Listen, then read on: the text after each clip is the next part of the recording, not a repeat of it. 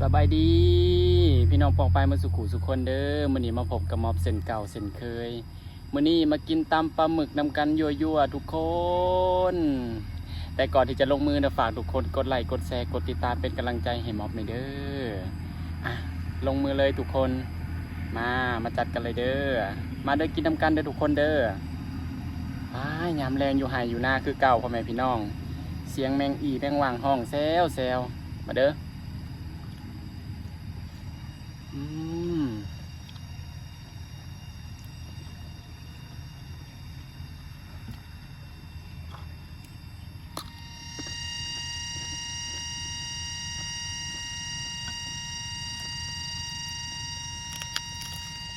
เครื่องเคียงกับหลายทุกคนมีทั้งหมักแตงทั้งหมักเขือมีทั้งพักมะละขีนกแซ่บจัดเลยมะละตัดไปเลยหมวนเขาอืม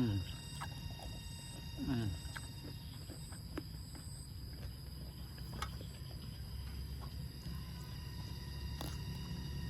อืม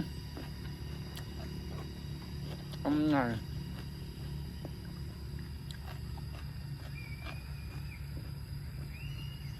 กูใจแห้งพี่น้องตอนปลาหมึกยั่วๆ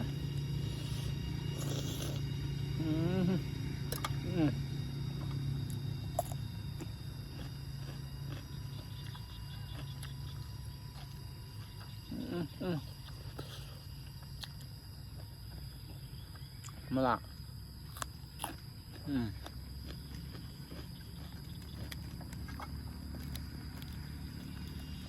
บล็อกสลัด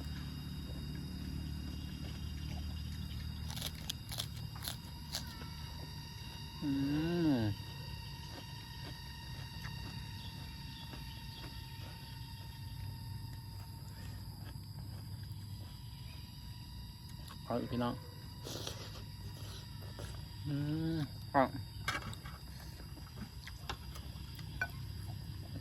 หมักลิ้นใหม่พี่น้อง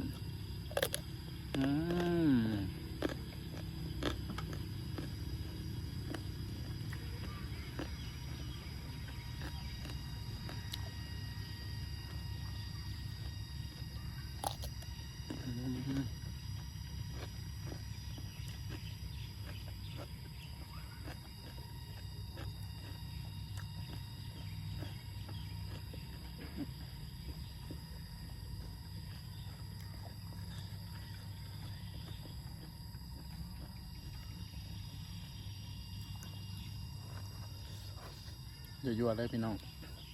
อันนี้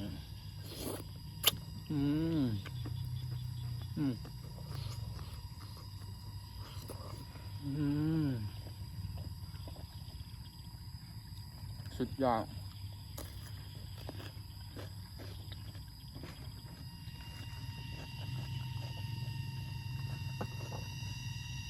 มะละทั้งหมาก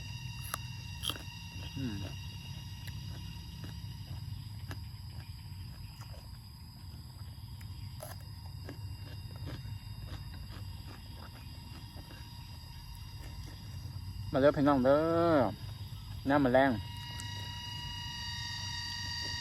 ถ้าไปหมักคลิปนี้อย่าลืมลองไปเห็ดกินมาเลยทุกคนแซ่บสุดยอดเลย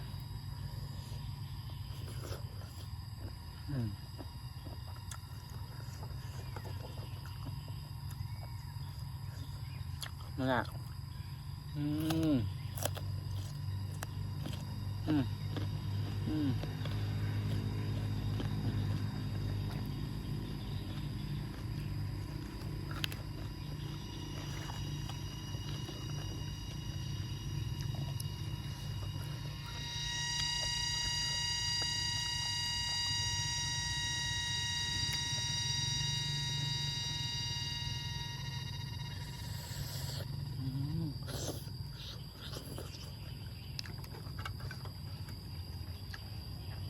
มะเขือ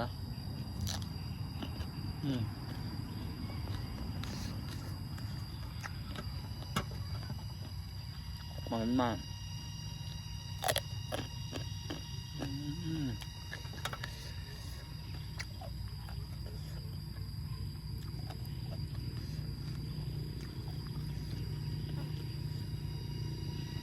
จับสายพี่น้องป้าขักแรง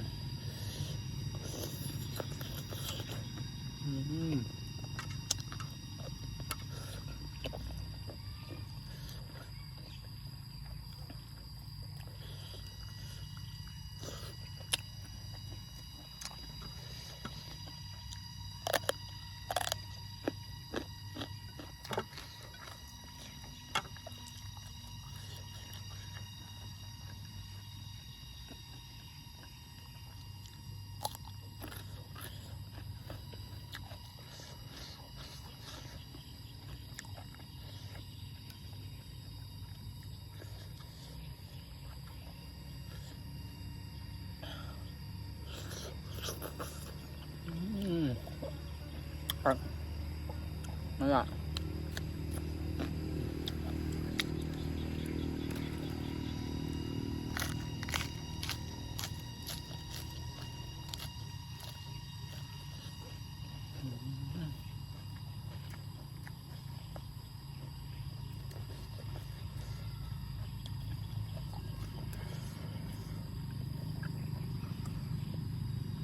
ยั่วๆไปน้อง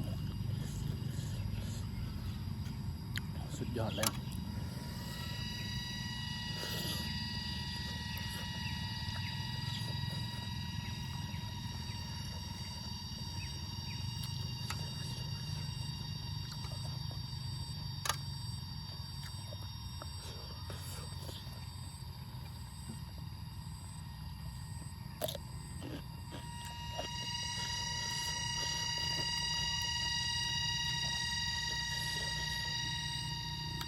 จุใจแห้งกินคนเดียวพี่น้องเลยแซ่บชื่อชา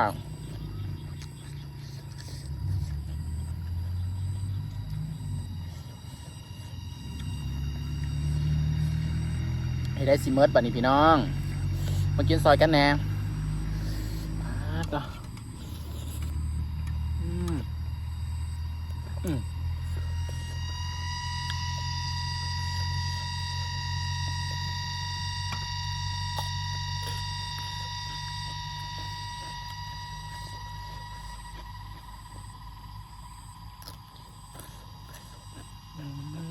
ต่อไป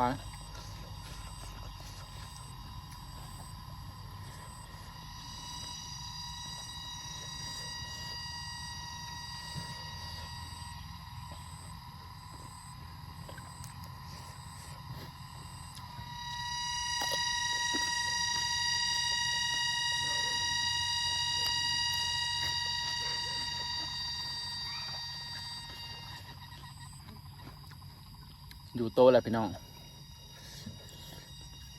อยู่โตแล้ว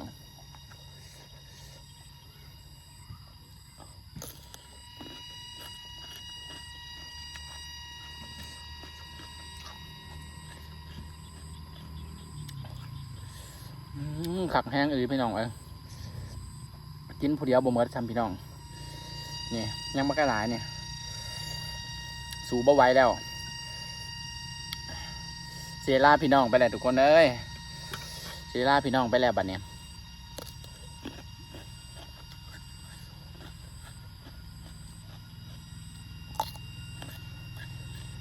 สำหรับคลิปนี้ก็ขอลาพ่อแม่พี่น้องไปก่อนฝากพี่น้องกดไลค์กดแชร์กดติดตามเป็นกำลังใจให้ม็อบนี่เด้อว่ามื้อหน้าม็อบสิมาเฮ็ดหยังให้กินอีกเนาะสำหรับคลิปนี้ขอลาพี่น้องไปก่อนสบายดี